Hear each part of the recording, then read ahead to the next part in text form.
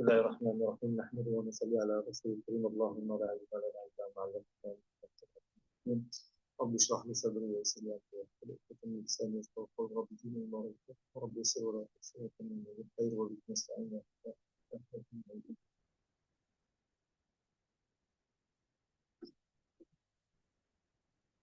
الثاني وعن عمر بن الخطاب رضي الله عنه قال لا قالوا صدقة النساء يريد في نوره فقال رضي الله عنه says don't be excessive don't be excessive, don't be extravagant in the gifts to women fixing the dowry of the woman. فإنها لو كانت مكرمة في الدنيا أو تقوى عند الله فكان أفضل أولاكم بها نبي الله صلى الله عليه وسلم. فإنها لو كانت مكرمة. If it is honorable in this world, honored in this world, اتقوا الله and the fear of Allah. And was pious, meaning was pious in the sight of Allah. فكان أول أولاكم بها نبي صلى الله عليه وسلم. The first one will be the most qualified, the most deserving of the most one that would deserve it most would be Nabi sallallahu alayhi wa sallam. وعلمت رسول الله صلى الله عليه وسلم نكح شيئا من نسائه لو النبي صلى الله عليه وسلم شيئا من نسائه anything from his women. Yes, he did not marry any of his wives. ولا أنكح شيئا من بناته. Nor did he give it anything to others. Yes. على أكثر من 12 أوقية. Except that it was not more than 12 uqiyas. Right? Inna akramakum indallahi atqakum. The most pious of you, according to Allah subhanahu wa ta'ala, the most beloved of you is those, or the most noble of you are those who have more taqwa, more piety in them. Doesn't mean that this is a pious girl. She is so pious you have to give her 1 million bread. No. Nabi Kareem Sallallahu, who was more pious than Sayyidina Fatima radiallahu ta'ala? Who was more pious than the Ummahat Mu'mineen, Azwaj Nabi Sallallahu Alaihi Wasallam? Don't say that because this is so pious person, you have to give her so much money. No. There was no more pious than, and here it mentions there that who was more deserving? Nabi Sallallahu Alaihi Wasallam was more deserving. He was awla. He was more awlakum. Yeah, he was more deserving of that. Hello. عن جابر رضي الله عنه أن رسول الله صلى الله عليه وسلم قال من أسقط في الصلاة بامرأته ملء كفيه يناقض أو ثمرا فقد استحل فغضب الله من العز رسول الله صلى الله عليه وسلم شرط أبو إلا دوري to his wife a handful of barley or dates. Then years later, halal, this is right of Abu Dawud and So what happened is he had fixed the dowry at so much, and he never gave everything. He just gave 1 handful or 2 handfuls at this time. So he was everything by now halal for himself. That doesn't mean that he's not going to pay the others later. He's still going to pay the others later on. رضي الله عنه أن امرأة من بني وزارة تزوجت على عليه مريضة عمرو بن ربيعة رضي الله عنه went the Zara married herself على عليه married a pair of shoes.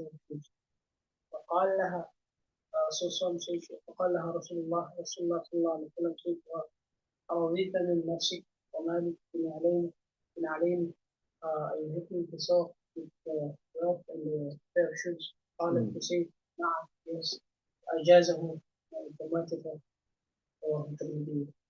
So this hadith also says that giving immediate. Some hadith indicate that it is best to give part of the dowry immediately before you even take enjoyment from the wife. The moment the nikah is done, promptly you must give something, and then even if you don't give the whole mahar at that time, you just give a portion, and then you can do it. Salah. القضاء من مسؤول رضي الله عنه أنه يسئل عن ولم يجد لها شيئا ولم يجد بها حتى ولم يعلم الصداق سائلة لا وكسة ولا شفقة عليه العدة ولا الميراث فقام مع قبل سنان الأشجعي فقال قال رسول الله صلى الله عليه وسلم أعتبر بنت واشة امرأة منا بمثل ما قضيت ففرح بها ابن مسعود رضي الله عنه قال تريد بدعوة المسيح فألقى ابن مسعود رضي الله عنه تزوج امرأة married a woman and he did not ولم يثبت لها شيئا he did not give her anything as long as he covered about her anything He didn't determine any dowry for the mahar. ولم يدخل he did not make her to feel with her until he passed away. So Ibn Mas'ud said that for her is politeness and sidaq according to Akil ladies of her section ولا وكسة ولا شتة and there is no decrease, no increase according and upon his iddah and upon his mirad.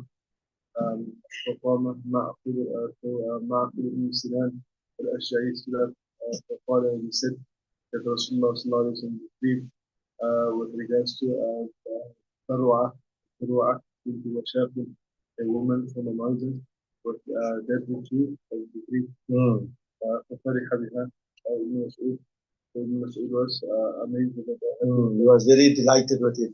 So Allah subhanahu wa ta'ala has bestowed Ibn Mas'ud radiallahu ta'ala with wisdom, foresight, and a vast understanding of the religion. He solved complex issues, and his issues that he solved was in agreement with the Quran Kareem and the Hadith. So this particular masala, he took a little bit of time to study before issuing and giving the verdict. And then when he did give the verdict, after his issuing, he found it to be in conformity with Nabi Kareem sallallahu alayhi wa sallam. So that's why Abdullah ibn Mas'ud radiallahu ta'ala was deeply delighted in having given a correct judgment, right? So here also, what she has to get a mahar, she must set the iddah, and she has to get inheritance. So what is mahar in middle? It is the same mahar, the dowry, that the women in her father's family who are similar in her age that they get. So just say, for example, a man had 5 daughters. So 4 daughters all got Meher Fatimi. The first one to get married, she, by rightful, should also get Meher Fatimi. That's called Mahar Mikal. Or if she wants, she can say, no, she wants the less. She can take the less. But if it wasn't determined, then now when the guy has to pay, if it wasn't determined, if it was left blank, then he has to pay Mahar Mikal. Salam. الفصل الثالث من أم حبيبة رضي الله عنها أنها كانت تحت عبد الله بن جحش فمات بأرض حوشة. أم حبيبة النبي أم حبيبة رضي الله عنها when she was under Abdullah ibn Jahsh, she was married to Abdullah ibn Jahsh. فمات بأرض الحبش passed away in the land of Habsh. Abyssinia. تزوجها النجاشي النبي صلى الله عليه وسلم. وأمهرها عنه به 4000. فزوجها النبي صلى الله عليه وسلم Najashi got married to Nabi Kareem صلى الله عليه وسلم. أمهرها أنها 4000 4,000.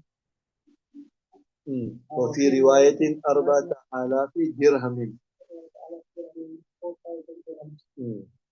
وبعث بها إلى رسول الله صلى الله عليه وسلم مع شرحبيل بن حسن and then he sent with her He sent her. He sent her to Nabi Sallallahu Alaihi Wasallam with Shareef ibn Hassan. So the first husband of Habiba radiallahu ta'ala is given in this copy as Abdullah ibn Jash, but they say this is actually incorrect.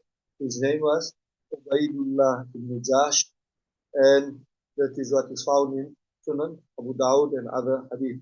Right, so the name of Sayyidah Habiba radiallahu ta'ala was Ramla, right?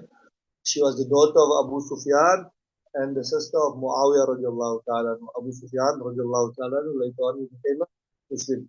She was married to Ubaidullah ibn Jash, who had embraced Islam and then immigrated to Ethiopia from Mecca. And thereafter, he gave up Islam and he became a Christian and he died there. However, Habiba radiallahu ta'ala, she remained to be a staunch Muslim.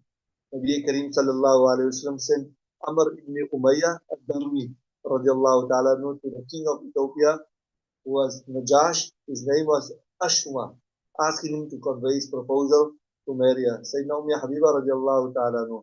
So he sent, Najash sent his slave girl Abraha to her with the proposal of Habiba radiallahu ta'ala, and she accepted the proposal with great joy.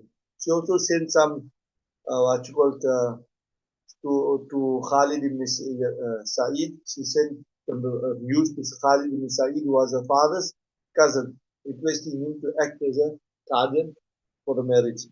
She also presented the slave girl with a pair of clothing and a silver ring for bringing her the great news of this auspicious proposal.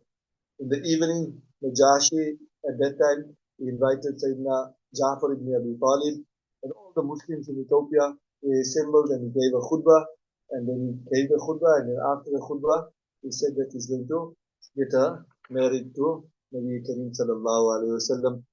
Then he said, I have obeyed Allah's messengers and I've married the daughter of Abu Sufyan, Habiba, to Nabi Kareem sallallahu alayhi wa sallam. After the proposal and acceptance, the 400 dinars of the mahar was paid to Khalid ibn Yasid Sa'id, who was the cousin of Abu Sufyan, and he acted as the wali.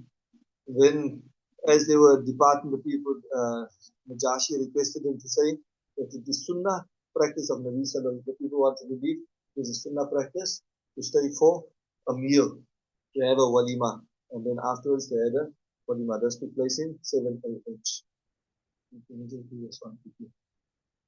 أنس رضي الله عنه لم تكن حتى أم سليم فكان الصلاة ما بينهما الإسلام أسلمت أم سليم قبل أن تلحق فخطبها فقالت إني قد أسلمت فإن أسلمت نكحتك فأسلم فكان الصداقة ما بينهما رواه النسائي. So Anas رضي الله عنه narrates so it says that Abu Talha married Umm Sulaym and they dowry or that the kingdom was Islam. She became a Muslim. Umm Sulaym became a Muslim before Abu Talha. فخطبها she proposed to her, said if you like become Muslim, so if you become a Muslim, now marry Islam and became a Muslim, and that was his dowry, the level dowry.